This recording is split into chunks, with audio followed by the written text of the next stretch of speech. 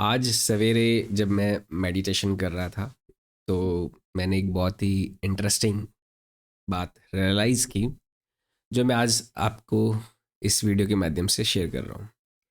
मित्रों, मैं फिज़िक्स आता हूँ जैसे कि बच्चों को, और रेगुलर मेडिटेशन प्रैक्टिस भी मेरी कई सालों से है। तो आज मैंने फिज़िक्स और मेडिटेशन को कोरिलेट करने वाला एक बहुत ही ब्यूटीफुल कॉन्सेप्ट रियलाइज़ किया। वो है ब्लैक होल थ्योरी। मित्रों, फिजिक्स में ब्लैक होल्स के बारे में पढ़ा जाता है और मेडिटेशन में भी हम कई तरह के एक्सपीरियंसेस लेते हैं। ब्लैक होल्स के बारे में सबसे पहले आसान भाषा में मैं आपको थोड़ा सा समझाना चाहूँगा, और फिर मेडिटेशन का कैसे ब्लैक होल को रिलेटेड है और क्या मैंने सिमिलैरिटीज़ आज ड्यूरिंग द मेडिटेशन ऑब्जर्व की। तो उसे देखने के लिए, उसे समझने के लिए वीडियो को आखिर तक ज़रूर देखें। सबसे पहले मैं ब्लैक होल्स के बारे में बहुत ही आसान भाषा में आपको समझाने जा रहा हूँ। मित्रों, ब्लैक होल्स रियल होते हैं, एक्सपेरिमेंटली ऑब्जर्व्ड फिनोमिना है जो हमारे यूनिवर्स में पाया जाता है। ब्लैक होल्स में क्या होता है, कोई भी प्लैनेट जो होता है, एक सिंपल प्लैनेट की बात करें जो अपन आसमान में देखते हैं, जो स्टार्स देखते हैं, स्टार्स में जैसे सन एक स्टार है जिसका खुद का एक एनर्जी सोर्स हो। सन के अंदर न्यूक्लियर रिएक्शंस होती है, न्यूक्लियर फ्यूजन फिजन रिएक्शंस। उन रिएक्शंस की वजह से कंटिन्यूसली एक ब्लास्ट के फिनोमिना में हो रहा है, जिससे सन का सेंटर पे, सन के अंदर जो भी ब्लास्ट हो रहे हैं वो सन के मास को आउटर डायरेक्शन में थ्रो अप करना चाहते हैं, उसको बाहर की ओर भेजना चाहते हैं। लेकिन इसके साथ साथ ही सन का जो मास है वो एक दूसरे को ग्रेविटेशन फोर्स की वजह से अट्रैक्टेड किए हुए रखता है। तो किसी भी स्टार के अंदर दो तरह के फोर्सेस पाए जाते हैं। एक तो उस स्टार को एक्सटर्नली एक्सपेंड करने वाले, वो न्यूक्लियर फोर्सेस से आते हैं, और या उसको इंटरनली कॉम्पैक्ट करने वाले, इंटरनली स्क्वीज करने वाले, जो ग्रेविटेशन से आता है। ग्रेविटेशन फोर्स से आता है कि स्टार का साइज एकदम श्रिंक करता जाए, रिड्यूस होता जाए। लेकिन जो न्यूक्लियर फोर्सेज होते हैं, न्यूक्लियर रिएक्शंस जो होती है जिनकी वजह से एक ब्लास्ट फिनोमिना होता है, वो उस स्टार को एक्सपेंड कराता है। ये दोनों जब इक्विलिब्रियम में रहते हैं तो वो स्टार कंटिन्यूसली बर्न करता रहता है, और उसका ना तो ज़्यादा एक्सपेंड करता है ना ज़्यादा श्रिंक करता है। लेकिन कभी कभी कुछ ऐसे मिस्टीरियस कुछ फिजिक्स के फिनोमिनास होते हैं जिसकी वजह से उस स्टार का फ्यूल खत्म हो जाता है। एक तरह से जो न्यूक्लियर रिएक्शंस को करवाने के लिए जो फ्यूल चाहिए होता है वो खत्म हो जाता है। ऐसे स्टार्स को हम डेड स्टार बोलते हैं, जिनके अंदर कोई न्यूक्लियर रिएक्शंस नहीं होती। अब देखो, न्यूक्लियर रिएक्शंस नहीं होगी तो स्टार को एक्सपेंड करने वाला हमें फोर्स या थ्रस्ट नहीं मिलेगा। जब एक्सपेंड करने वाला फोर्स या थ्रस्ट नहीं मिलता तो केवल ग्रेविटेशन फोर्स जो अट्रैक्ट कर रहा होता है हर एक पार्टिकल को सेंटर की ओर, वो ही एक्ट कर रहा होता है। अब सेंटर की ओर अट्रैक्ट करने वाले जितने भी पार्टिकल्स हैं उनको सेंटर की ओर जब अट्रैक्शन मिल रहा है तो वो सेंटर की ओर मूव करेंगे। ग्रेविटेशन फोर्स का एक फिनोमिना है कि दो पार्टिकल्स के बीच में डिस्टेंस जितनी कम होती जाती है उतना ही फोर्स और अधिक बढ़ता जाता है। तो यहाँ पे जितने भी उस डेड स्टार के पार्टिकल्स हैं, क्योंकि वो अब और सेंटर की ओर मूव करना शुरू करते हैं तो उनके बीच की डिस्टेंस जैसे जैसे कम होती है तो फोर्स जो है ग्रेविटेशन वो और ज़्यादा बढ़ता है। तो ग्रेविटेशन फोर्स की इंटेंसिटी यहाँ पे और ज़्यादा बढ़ती जाती है, बढ़ती जाती है, बढ़ती जाती है। अब यहाँ पे कोई उनको रोकने वाला है नहीं। पहले तो न्यूक्लियर रिएक्शन सीधी जो उसको एक्सपेंड करवाती थी, अब वो नहीं है तो वो स्टार क्या होता है, श्रिंक करता जाता है, करता जाता है, करता जाता है। आप इमेजिन करिए, पूरा सन के साइज जितना स्टार भी श्रिंक करके एक छोटा सा टाइनी डॉट जितना श्रिंक भी हो जाता है ऐसे केसेस में जब उस स्टार की डेंसिटी बहुत ज़्यादा मैक्सिमम हो जाती है और वॉल्यूम बहुत ही कम हो जाता है। अब एक लिमिट के बाद में और कितना स्क्वीज हो, और कितना वो आप पेनेट्रेट हो, और कितना ज़्यादा एक पॉइंट की तरफ बढ़े, तो ऐसी स्थिति में एक फिनोमेना क्रिएट होता है जिसको ब्लैक होल बोलते हैं।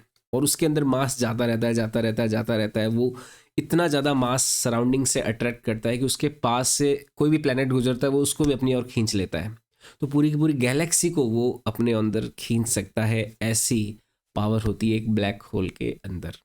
तो ब्लैक होल क्या होता है, पूरा इनवर्ड जब फिनोमिना होने लगता है, पूरी तरह से जो मास है किसी भी स्टार का, किसी भी प्लेनेट का, जब वो केवल अंदर की ओर जाने लग जाता है, बाहर की ओर जाने का फिनोमेना बंद हो जाए और केवल अंदर की ओर जाने लग जाए, तो ऐसे केसेस में वो स्टार एक ब्लैक होल में कन्वर्ट हो जाता है। तो ये तो है ब्लैक होल फिनोमेना। और उसके पास इवन लाइट भी पास नहीं होती है, और उस ब्लैक होल के अंदर साइंटिस्ट लोगों ने टाइम डायलेशन, टाइम रुक जाता है, टाइम बहुत फास्ट जाता है, बहुत सारी अच्छी अच्छी मूवीज़ भी बनी हुई है। तो बहुत सारे फिनोमिनाज वहाँ पे देखने को मिलते हैं कि ब्लैक होल के अंदर जो मास जाता है वो वाइट होल से बाहर निकलता है। ये भी एक हाइपोथेटिकल प्रिंसिपल है फिजिक्स में, अभी तक वो एक्सपेरिमेंटली प्रूव नहीं है, लेकिन बहुत सारे ऐसे थ्योरीज हैं। पर ब्लैक होल वास्तव में रियल है। अब ब्लैक होल का ये जो पैटर्न है, ये मेडिटेशन से कैसे लिंक है, इसको ध्यान से समझना। जब अपन ध्यान की अवस्था में जाते हैं मित्रों, तो हमारे अंदर भी ऐसे क्वालिटीज़ है, ऐसा हमारा बिहेवियर है कि हम एक तो आउटर एक्सप्रेसिव रहते हैं या फिर इंटरनली सबमिसिव रहते हैं। आउटर एक्सप्रेशन का मतलब हम बाहर की ओर हमारा ज़्यादा ध्यान है या फिर हमारा अंदर की ओर ध्यान है। ये दोनों फिनोमिना हमारे साथ कंटिन्यूसली होते रहते हैं। जैसे बाहर की चीज़ों के बारे में ज़्यादा सोच रहे हो कि वो क्या हो रहा है, वहाँ पे क्या हो रहा है, वहाँ पे क्या हो रहा है, इस तरह से, तो हमारा जो फोकस है, हमारा जो ड्रिवन फोर्स है, हमारी कॉन्शियस फोर्सेस जो है वो बाहर की ओर है ज़्यादा। और जब हम बाहर की ओर ना सोच के अपने भीतर, अपने एग्जिस्टेंस के बारे में, अपने अस्तित्व के बारे में, अपने बारे में सोचते हैं, अंदर जाते हैं, तो इसे बोलते हैं inward shift of consciousness. Meditation में जो इनवर्ड शिफ्ट है कॉन्शियसनेस का, कि आप बाहर की चीज़ों से, आपके वेदर से, आपके जो भी रोज़मर्रा की चीज़ें हो रही है जिन पे आपका टेंशन बहुत ज़्यादा है, उससे हटा के जब आप इनवर्ड शिफ्ट होते हो, अपने अंदर जाते हो, आंखें बंद करते हैं हम, और धीरे धीरे हम जितने भी हमारे बाहर की तरफ अटेंशन जो ग्रैब करने वाले इवेंट्स हैं, उनकी इंटेंसिटी जैसे ही कम होती है, तो हम अंदर की ओर जाते हैं, अंदर की ओर जाते जाते जाते जाते हैं, और वो धीरे धीरे धीरे फेड अवे होने लगता है। और वो भी एक्सपोनेंशियली फेड अवे होता है। एक्सपोनेंशियली इन द मीन्स, जैसे ही आपको ध्यान का एक मोमेंट्री, एक समाधि जैसे ही मिलता है, वो समाधि और ज़्यादा एक्सपोनेंशियली बढ़ता है। बढ़ते ही पूरी तरह से एक डार्कनेस सी एक्सपीरियंस होती है, एकदम आसपास कुछ फील ही नहीं हो रहा था कि क्या चल रहा है क्या नहीं चल रहा, और आप एक गहरी समाधि में चले जाते हो। जैसे ही वो डार्कनेस फील होती है, वो डार्कनेस भी कुछ देर की रहती है, और कुछ देर बाद में पूरा बॉडी के अंदर लाइट ही लाइट आपको एक्सपीरियंस होता है। उस पूरा एक एक जो आपका सेल है, आपका एटम है बॉडी का, वो पूरा एक लाइट ही लाइट के फिनोमिना में कन्वर्ट हो जाता है। इवन आपको बॉडी भी एक्सपीरियंस नहीं हो रही थी, आपको हर तरफ, चारों तरफ लाइट ही लाइट ऐसे महसूस हो रही होती है कि आप एक बहुत बड़े प्रकाश के समंदर में, उस ऊर्जा के स्रोत में डूबे हुए हो।